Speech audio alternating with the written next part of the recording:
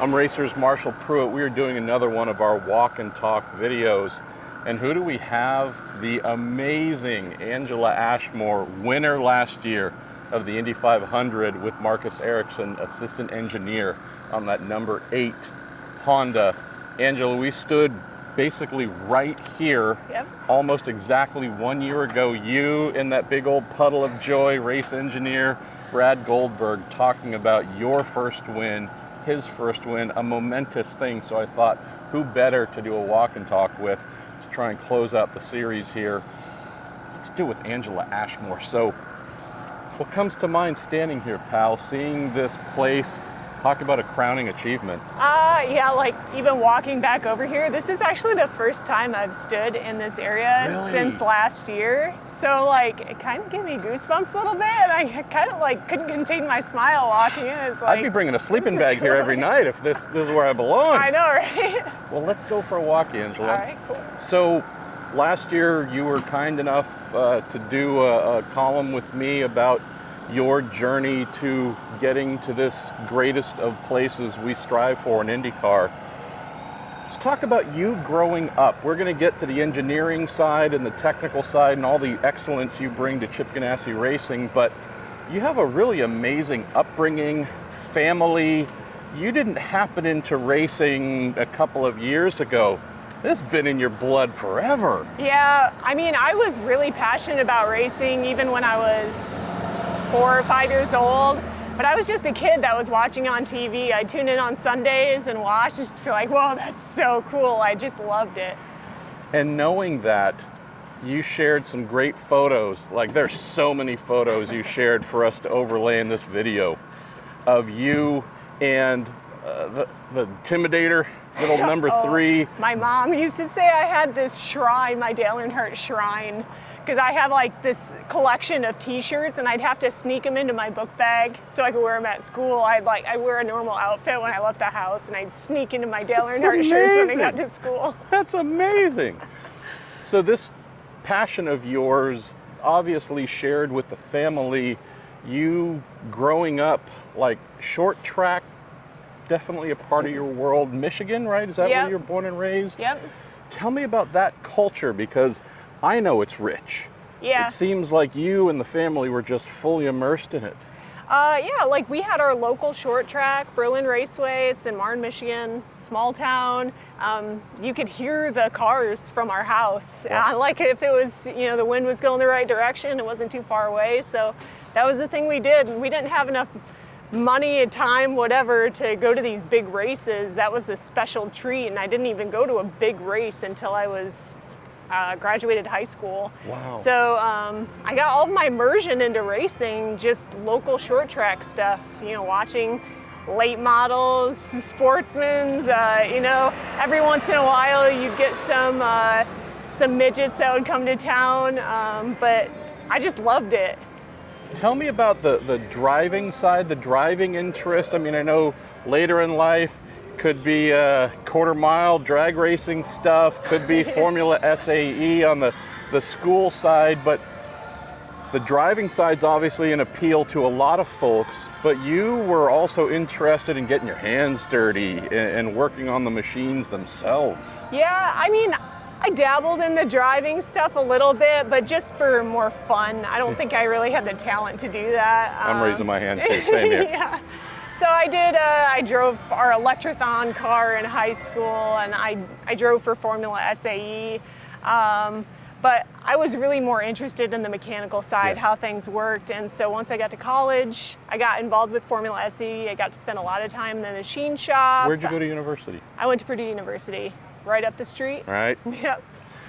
And so knowing that this is something that you have a passion for, obviously you're really super smart, so that was kind of a given, but tell me about the understanding the deeper layers of the technical side, the engineering side, because it's not as if the mechanical aspects of race cars are simple, but there's all other different layers on the physics and theory and whatnot.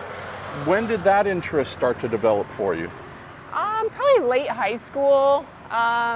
I was getting more into the math, science, physics, engineering type background.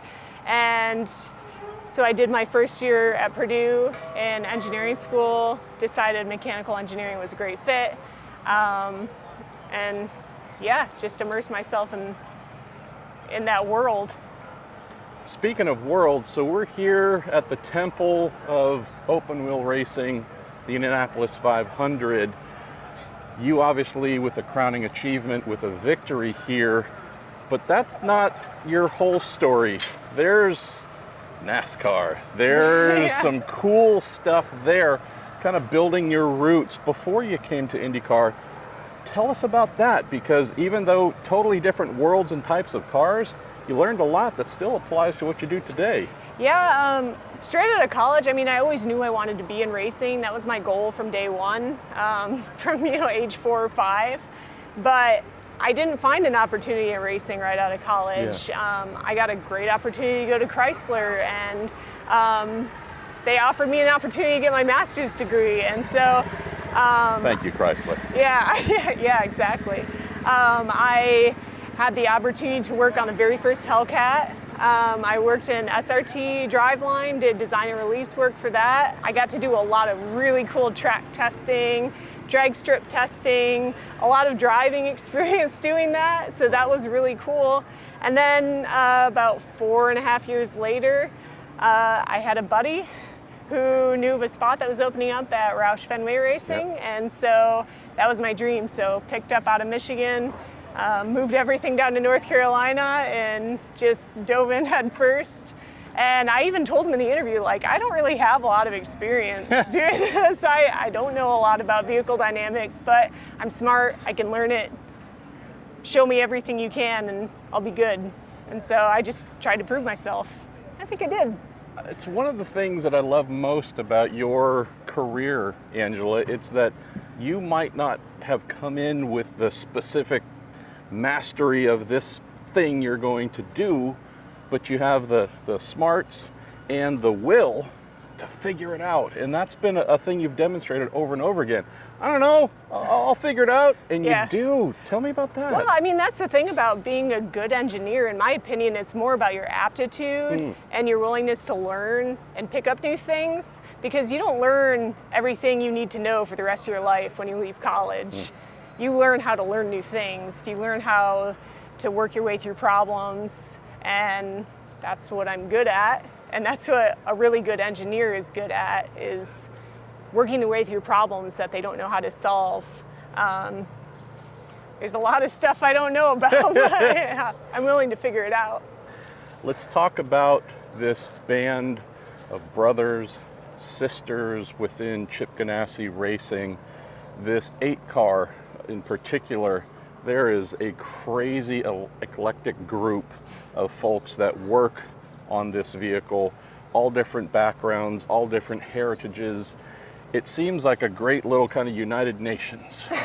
And you're one of the beloved members of it. Tell me about the culture there, because as you and I have discussed before, 10 years ago, 20 years ago, I don't know if that kind of warmth and welcome would have necessarily been common. Yeah, I think even not that long ago, things have shifted in the last few years, and you can see it around the paddock, and definitely within Chip Ganassi Racing. There's lots of new people hanging around that haven't been around before, and I think that's great, because when you have a lot of like-minded people who have the same exact background, that grew up in racing and have always been in racing, groupthink is a bad thing. Yes. It makes it really hard to innovate, come up with new ideas, think about problems in ways that you haven't thought about them before. And ultimately, if you have different perspectives, different backgrounds, it helps you come to more unique solutions to problems. It helps our cars go faster. Amen. Getting towards the end of our walk and talk here, want to talk about another cool aspect in IndyCar, and it's growing in other forms of racing too. That's a sisterhood, right? Kara Kostolik, leader on the Firestone tire side, she has been a massive advocate for the Angela Ashmores of the world, and the Nicole Rotondo, of course, involved in last year's victory, but the amount of crazy, brainiac, super high-achieving women like yourself, it's no longer the, oh, she's an IndyCar, because there's one, numbers are growing. Tell me about that, because I know you take great pride. Yeah, I mean, there's a bunch of really successful, really smart women, and we take this grid photo every year, and it just reminds me, like, man, we've got Haley at Cosworth, and we've got Amanda Gross over at Andretti doing a great job. We've got Lizzie Todd and Kate Gunlack over at Aaron McLaren. Like, there are women up and down pit lane, and that's just a few of the names, but I just see these women doing great things and being successful, and it makes me happy that there's little girls watching on TV like I was when I was a little girl. Yes. That are seeing that success and seeing these women in these roles doing awesome job, and it makes my heart happy that they're seeing that success and doing well. So race engineers in racing tend not to like the spotlight a bunch or to talk about themselves, but I'm trying to embarrass you here just a little bit to close. So tell me what it has been like the last year, going from being someone on the timing stand that maybe not a lot of folks knew before your victory to now folks know you. I see folks waving and wanting you to sign an autograph or whatever. Tell me about what it's been like, not only getting the love you deserve, but also the appreciation, and now you being someone who's inspiring future Angela Ashmores. It's strange. I don't know if that's the right word, but sometimes you question, like, man, do I really deserve this attention? Who cares what I do? Like, but I have to stop and say, you know, I accomplished something really big. That's a really cool deal to win the Indianapolis 500. Like, it's the biggest accomplishment you can make in our sport. And I want other women to see that success and be lifted up with that. So I think it's a good thing that I've gotten attention, even though sometimes as an engineer you don't really want the attention, but it's a good thing. It's a great thing for Chip Ganassi Racing. We made a huge accomplishment last year. So I think that attention lifts up my teammates. It brings great attention to what Chip Ganassi Racing and this Women in Motorsports program is doing to lift up females and promote diversity and equality within the sport. I mean, it's all good things, and I guess I get to be one of the banner people. Yes, you do. That's a good job to have. She deserves all the love, all the appreciation. Again, seriously, she's here because of excellence. Gender, everything else, amazing components, but this is someone who deserves everything she's received. Thank you so much, Angela. Thank you.